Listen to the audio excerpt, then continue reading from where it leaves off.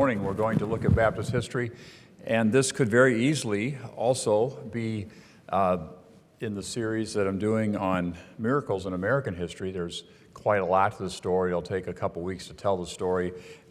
Many of you will know parts of this story. I have told this man's history before, but I've never gone into the depth that I'm going to go into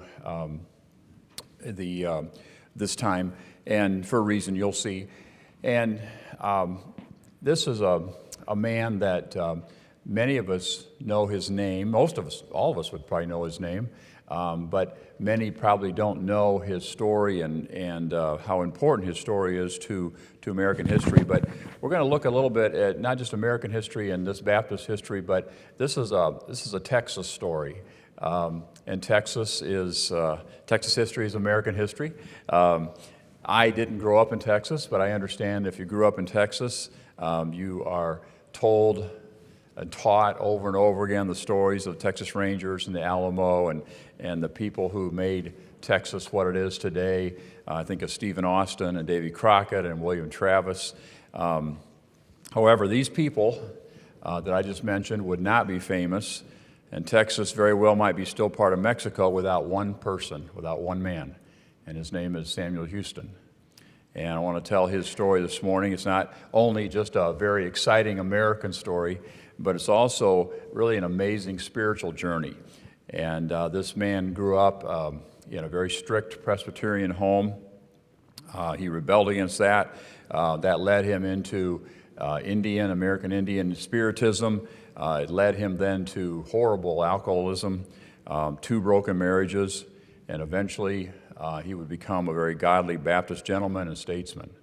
And his story is worth telling, and that's what I want to tell this morning. So Sam Houston was born in Virginia in 1793. As I said, he was raised in a strict Presbyterian home. His parents taught him the Bible. They did all they could to teach him biblical principles as he was a young child. He was a very rebellious boy, and at 13, his father died. That just made him more angry at God, I suppose. And his mother and the children, they moved to Tennessee to start a new life as farmers. Now, Houston, as a boy, he hated school. He hated especially farming, and he didn't want to become a farmer like his brothers and sisters were becoming. And so he rebelled, and as a teenager, he ran away. A very worried uncle sadly said, "I have no hope for Sam. He is so wild." Sam ran away to the Cherokee Indians, and he was taken in by the Indians. He lived there for 3 years. He learned their language and their culture, their religion. He was adopted by the chief of the tribe, and who also took a lot of time to teach him the Indian culture and language. The chief changed his name to the Raven, and that was an honorable name in the Cherokee world. It was a symbol of good luck, well-known name among Cherokee Indians.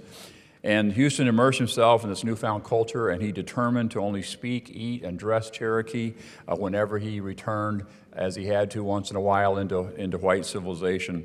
The relationship with the Cherokees would be very important throughout his life, as it turns out, and it would become a very important part of American history. The Indians respected him, and they would find a lifelong friend in Sam Houston in the very, very turbulent times that were about to come to the Indian people.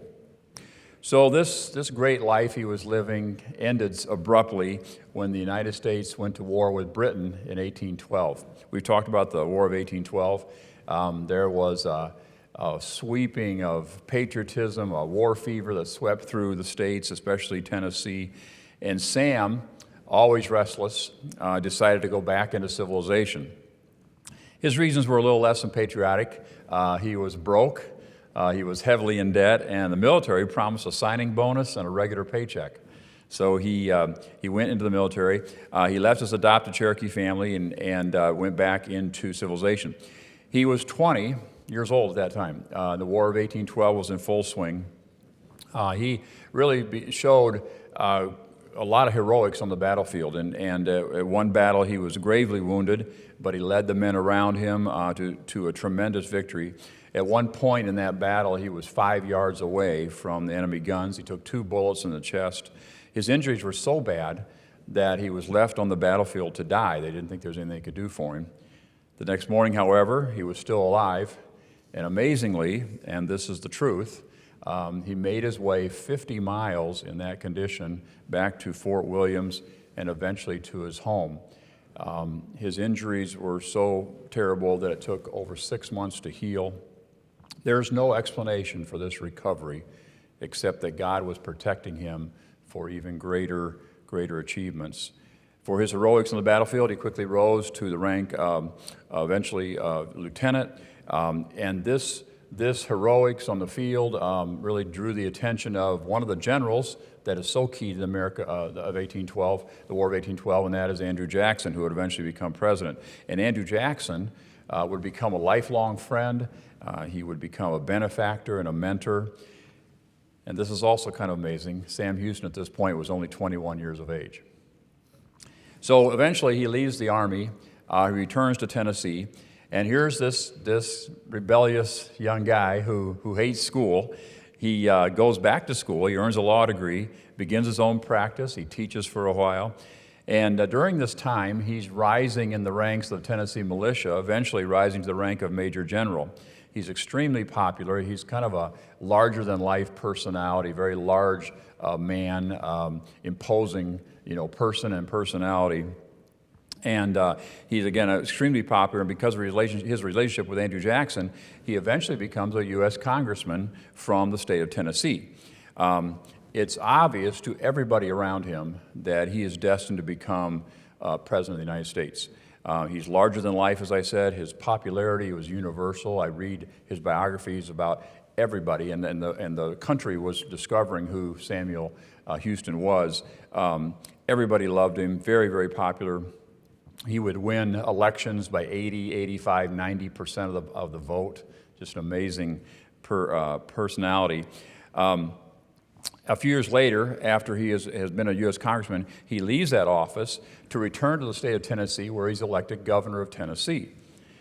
He is on a very carefully prepared path, I would say, that his mentor, Andrew Jackson, had made for him to succeed Jackson as president of the United States. That's what Jackson's idea was in mentoring this young man.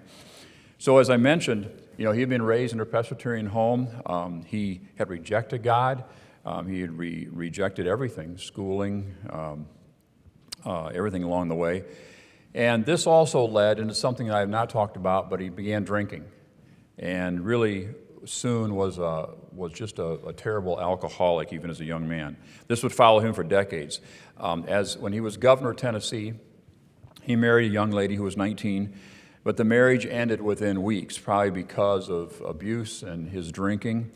He begged his wife to return to him and forgive him, but she refused. The news of the separation was an unbelievable sensation, if you can imagine, not just around Tennessee, but really around the country, as newspapers began to pick up this story of this very dramatic split between this man who is destined to be President of the United States, he's governor of Tennessee, and this very dramatic split from his wife. Crowds would gather outside the governor's mansion at night to hear the latest news.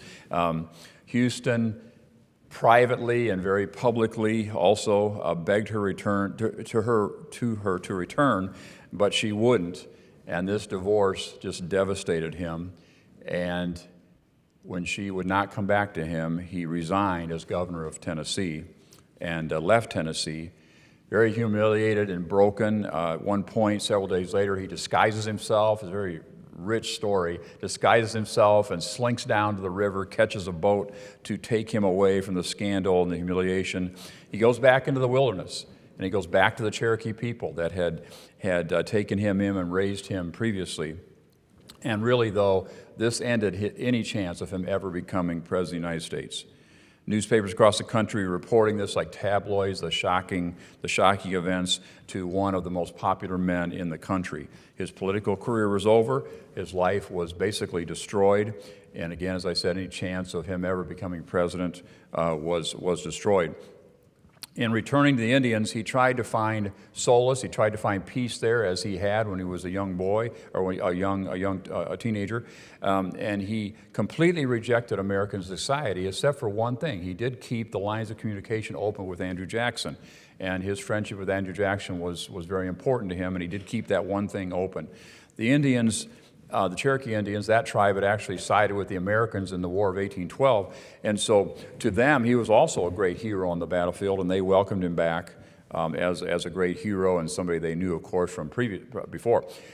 He became an official citizen of the Cherokee Nation and really continued to spiral downward and went deeper into alcoholism. The Indians, who had named him Raven, now gave him a new name, try to pronounce it here, Osti Arotaski, which means big drunk. And that was their official name for Sam Houston.